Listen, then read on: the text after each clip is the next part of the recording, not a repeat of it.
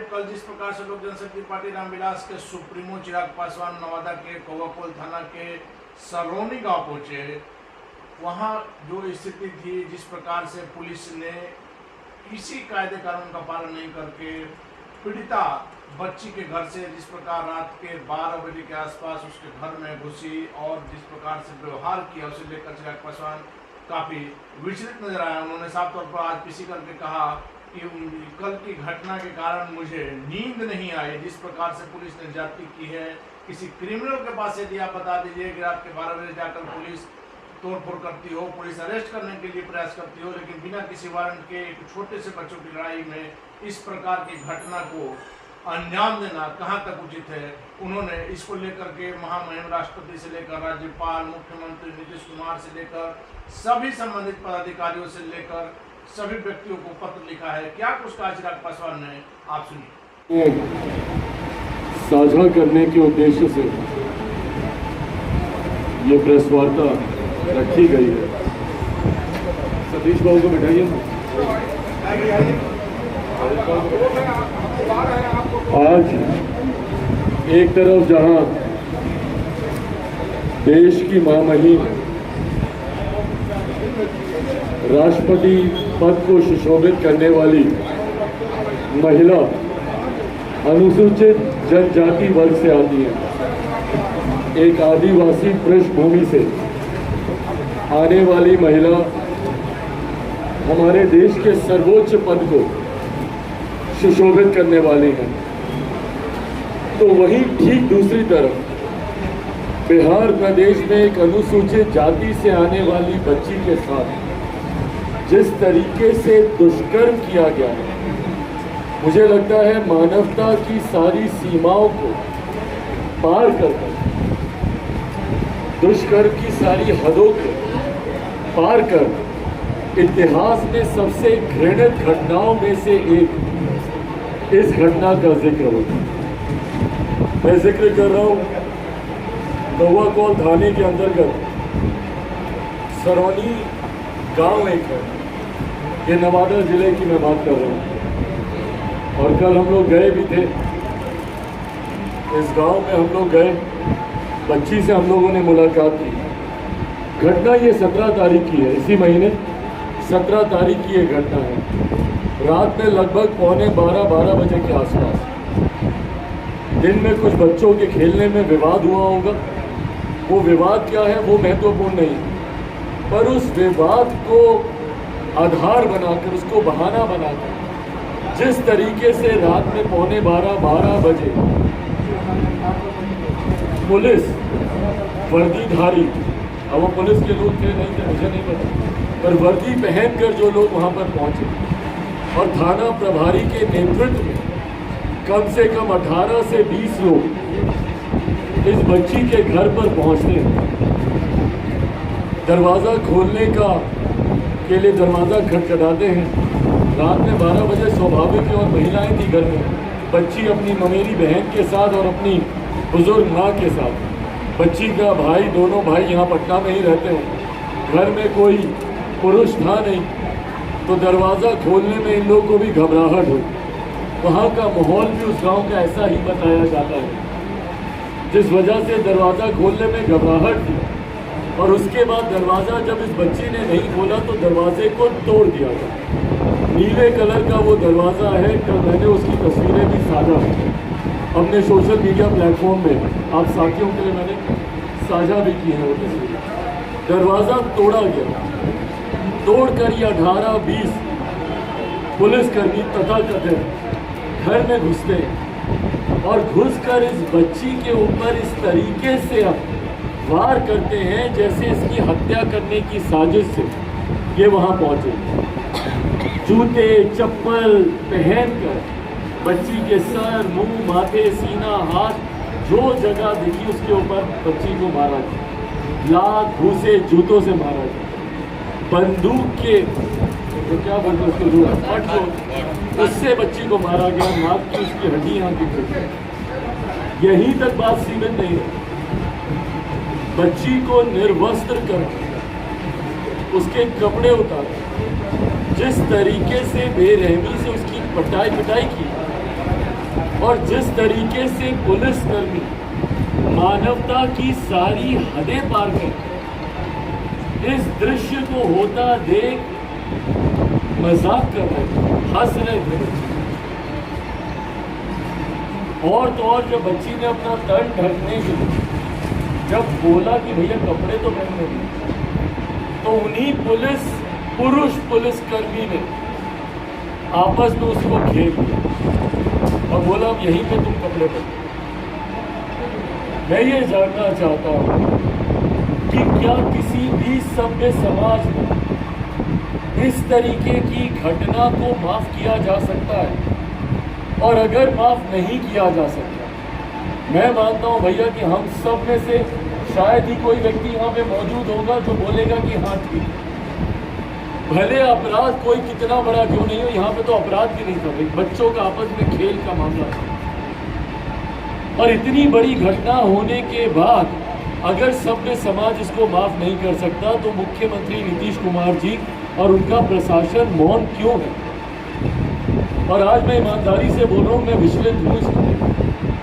मेरी छोटी बहन है, वो बहन समाज भी नहीं बोलूँगा, बहन है मेरी, और इस घटना से मैं विचलित हूँ। रात भर नींद नहीं आई मुझे वो दृश्यों को याद करके कि भाई कितना रक्षक जब भक्षक बन जाए आप, जिनसे आपको उम्मीद है कि ये आपकी सुरक्षा करेंगे, जब वही लोग आपके भक्षक बनकर आपकी इज्जत को तार तार करने लग जाएं, तो आप उम्मीद अब किससे रखिएगा? बताइए ना मुझे। ये पुलिसकर्मी हैं जो सुरक्षा का भाव ग्रामीणों में देने के लिए जिम्मेदार है। ये वही पुलिसकर्मी हैं जो महिलाओं को सुरक्षित महसूस कराने की इनकी जिम्मेदारी जवाबदेही है। बदले में इन्होंने क्या किया? महिला अगर वो बच्ची सबसे ज़्यादा असुरक्षित कहीं पे थी तो इन्हीं पुलिसकर्मियों के सामने थी। एक हफ्ता बीत गया, 17 तारीख की ये घटना, कल 22 तारीख को मैं उसी गांव में था। इस एक हफ्ते में FIR तक दर्ज नहीं की, किसी ने रिपोर्ट तक दर्ज करना जरूरी नहीं समझा। बच्ची खुद उस हालत में थाने दर थाने भागती रही। और थाने दर थाने क्यों? क्योंकि वो वहाँ के स्थानीय थाने को, वहाँ के महिला थाना को, वहाँ के अनुसूचित जाति जनजाति थाना में, थाने दर थाना ये बेचारी बच्ची भागती गई। किसी ने उसकी रिपोर्ट तक दर्ज करना जरूरी नहीं समझा। खैर, जो सामान्य थाना है वहाँ से तो अपेक्षा भी नहीं की जा सकती, क्योंकि रिपोर्ट आप उन्हीं के खिलाफ दर्ज कर रहे हैं। वही थाना के लोग इस गतिविधि में, इस कुकर्म में सम्मिलित हैं।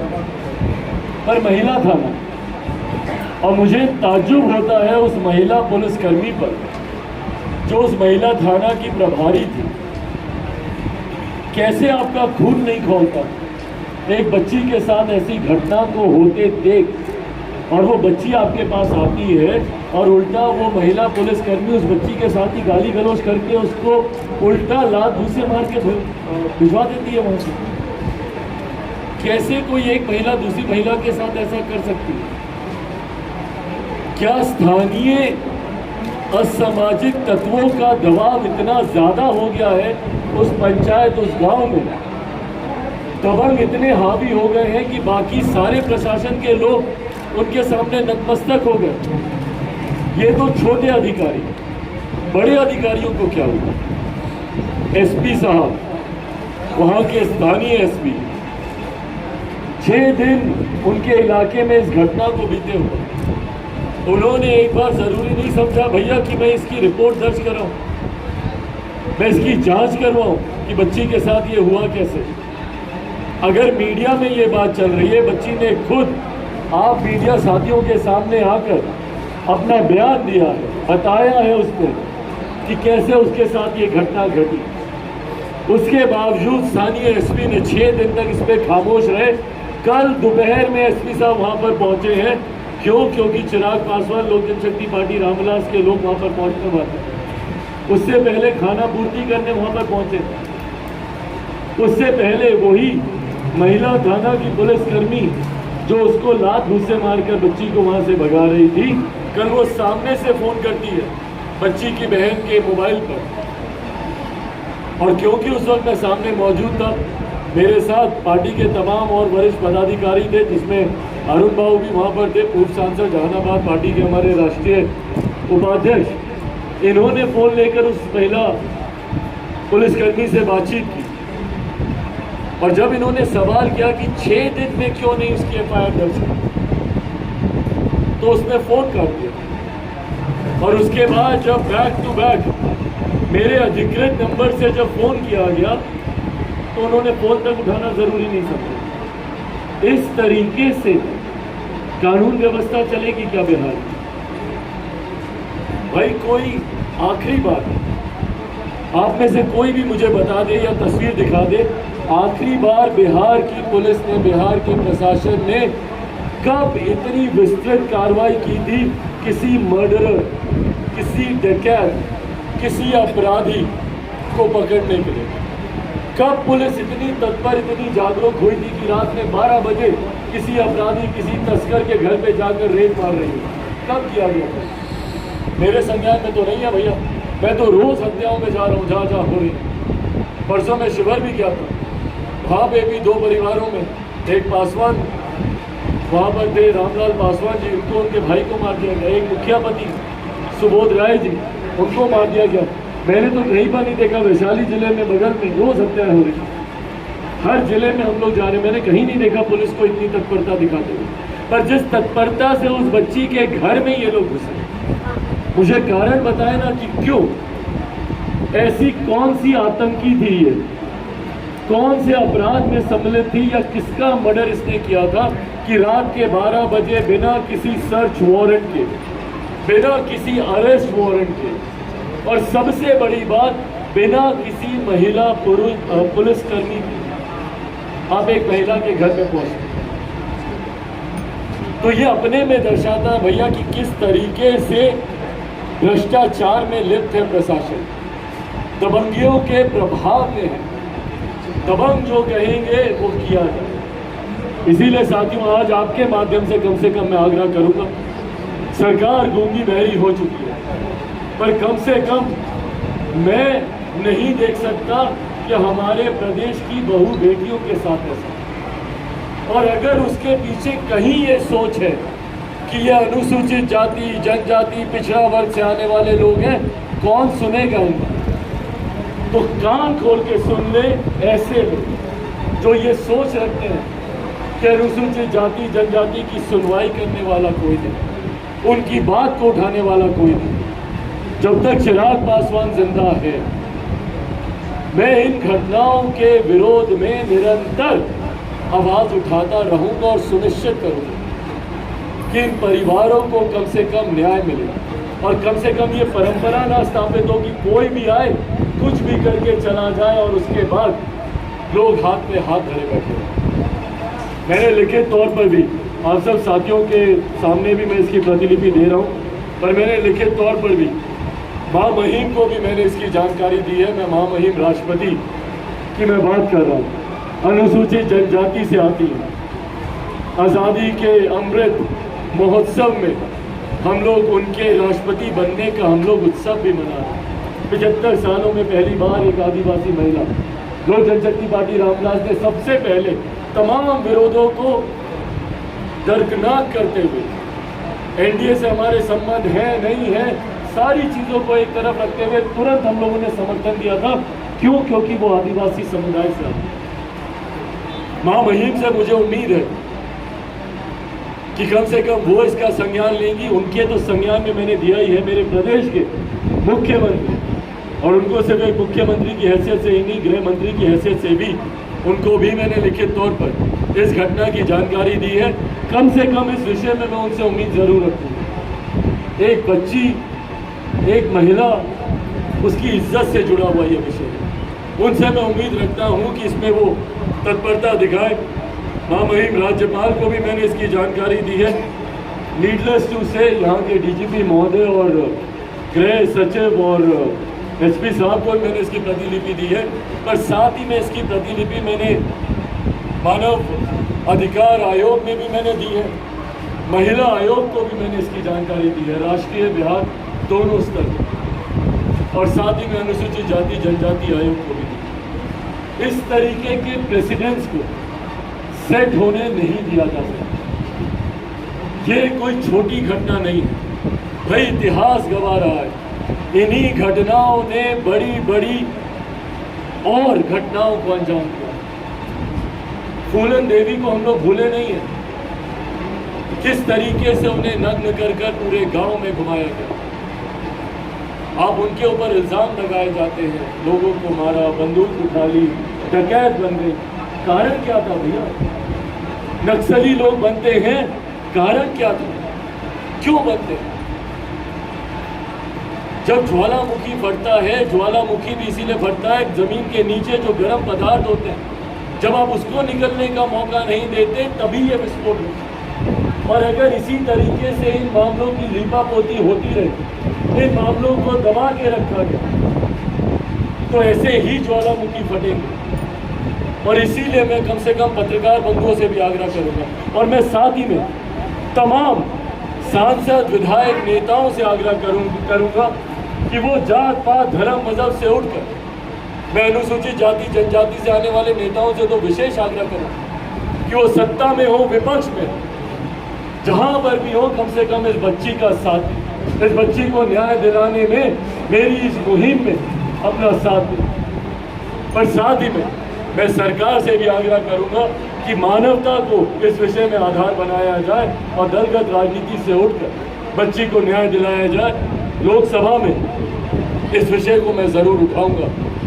संघीय ढांचे में कानून व्यवस्था पूरी तरीके से राज्य सरकार के अधिकार क्षेत्र में आती है, इसीलिए संसद में कई बार, पिछली बार भी जब ऐसे ही एक दुल्हन के कमरे में जब पुलिस घुस गई थी, उस वक्त भी मैंने पार्लियामेंट में इस विषय को उठाया था। मैं समझता हूं कि पार्लियामेंट में इस बात को नहीं उठाने की अनुमति दी जाती क्योंकि लॉ एंड ऑर्डर स्टेट का इशू होता है, पर यह एक ऐसा विषय है जो कि पूरे देश की न सिर्फ अनुसूचित जाति जनजाति से आने वाली महिला बल्कि आधी आबादी की इज्जत से जुड़ा हुआ ये विषय है। पार्लियामेंट में मैं उठाऊंगा और राज्य सरकार से मैं कम से कम उम्मीद करता हूँ, राज्य सरकार से मैं ये आग्रह करता हूँ कि एक अलग से SIT गठित की जाए, एक स्पेशल इन्वेस्टिगेटिंग टीम इसके लिए ऑर्गेनाइज की जाए जो इस मामले की जांच करे। भाई जिनको जांच की जिम्मेदारी देनी है, जांच भी उन्हीं पे होनी है। मैं उन थाना अधिकारियों की बात कर रहा हूँ जो वहाँ पर, तो इसीलिए उन पर भरोसा नहीं है। बच्ची को आज मैंने पटना बुलाया है, बच्ची यहीं पे ही है, घर पे ही है, शारीरिक हालत उसकी ठीक नहीं है, उसके इलाज की जिम्मेदारी मैंने ली है। साथ ही में कानूनी उसकी जितनी मदद हो सके उसकी जिम्मेदारी भी हम लोगों ने ली है। आज सुबह भी कई कानून के जानकार थे जिसके साथ पूरी टीम बैठी थी, हम लोग उस पर भी हम लोग चर्चा कर रहे हैं। और साथ ही में बच्ची कम से कम मानसिक तौर पर इस घटना से उभर पाए। शारीरिक जख्म तो फिर भी कभी ना कभी भर जाएंगे, और ये मानसिक जख्म जो आपको मिलते हैं ये उम्र भर आपको खोंदते हैं, उम्र भर आपको परेशान करते हैं। मैं बस इतना चाहता हूँ कि उस बच्ची को न्याय मिले, उसके लिए मुझसे हर संभव प्रयास। हम लोगों ने DGP साहब को और SP साहब को FIR की, क्योंकि इन्हीं लोगों का कहना है, भैया क्या कहते हैं ये लोग, फैक्स कर दीजिए, फैक्स पे FIR हो जाएगी, यही बोलते हैं ना। यहाँ बच्ची 6 दिन से पर्सनली जा रही है, FIR नहीं हुई, और झूठी बातें ये लोग करते हैं कि फैक्स कर दीजिए। कर दिया गया भैया, फैक्स मेल जो भी आपको चाहिए था वो भी आज हो गया। और ये बच्ची भी भाई कोई अनपढ़ या कोई ऐसी बच्ची नहीं है, पढ़ी लिखी है, पढ़े लिखे परिवार से आती है। बच्ची की बहन का आप देखिएगा, वो खुद लॉयर है, बच्ची का भाई इंजीनियर है, पटना में रहकर पढ़ाई कर रहा है, IAS की कंपटीशन की तैयारी कर रहे हैं, भाई JNU में पढ़ रहा है। इस परिवार से और जिस गांव में ये रहते हैं, शिक्षक है कई अनुसूचित जाति जनजाति परिवार से आने वाले, तब उनके साथ इस तरीके से अत्याचार हो रहा है। ये अपने में एक बहुत गंभीर विषय है। आप सबके साथ की मैं अपेक्षा रखता हूँ, आप सबका मुझे साथ चाहिए होगा इस विषय को उठाने में और इस बच्ची को न्याय दिलाने में। अब अगर कोई सवाल ये तो पहला मामला नहीं है, बिहार में कई ऐसे मामले आते रहते हैं, तो क्या सभी मामलों का उठाएंगे या भाई मैंने हर उस विषय को उठाने का प्रयास किया है जो मेरे संज्ञान में आया, और इसीलिए आज मैं इतना विचलित होकर अगर ये प्रेस वार्ता कर रहा हूँ, इसीलिए कर रहा हूँ कि इसको रोजमर्रा की बात नहीं बना दी जानी चाहिए। घटना हो गई, मर्डर आजकल रोजमर्रा की बात हो गई।